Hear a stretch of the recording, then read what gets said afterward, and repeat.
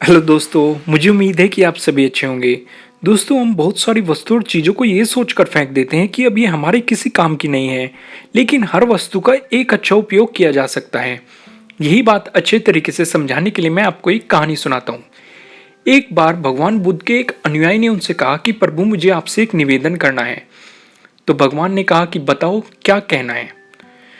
तो अनुयायी ने कहा कि मेरे वस्त्र पुराने हो चुके हैं, अब ये पहनने के लायक नहीं रहे, कृपया करके मुझे नए वस्त्र देने का कष्ट करें। तो भगवान बुद्ध ने अनुयायी के वस्त्र देखे, तो उन्होंने देखा कि वे सचमुच ही जगह जगह से घिस चुके थे। इसलिए उन्होंने एक अन्य अनुयायी को नए वस्त्र देने का आदेश दे दिया। तो कुछ दिनों बाद भगवान बुद्ध अनुयायी के घर पहुंचे।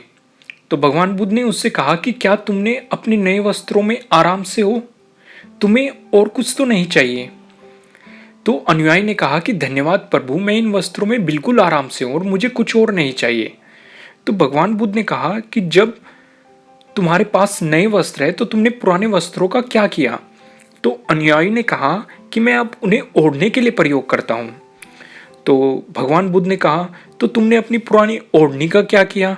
तो अनुयायी ने कहा कि जी, मैंने उसे खिड़की के पर्दे की जगह लगा दिया। तो भगवान बुद्ध ने कहा, तो तुमने पुराने पर्दे फेंक दिए या उनका कुछ किया। तो अनुयायी ने कहा कि जी नहीं, मैंने उनके 4 टुकड़े किए और उनका प्रयोग रसोई घर में गर्म पतीले को आग से उतारने के लिए कर रहा हूं। तो भगवान बुद्ध ने कहा, तो फिर रसोई के पुराने कपड़ों का क्या किया।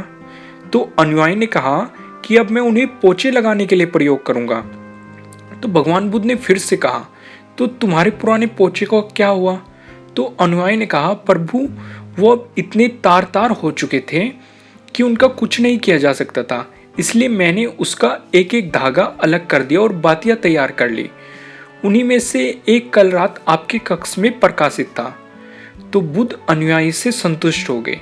वो प्रसन्न थे कि उनका शिष्य वस्तुओं को बर्बाद नहीं करता और उसमें समझ है कि उनका उपयोग किस तरह से किया जा सकता है।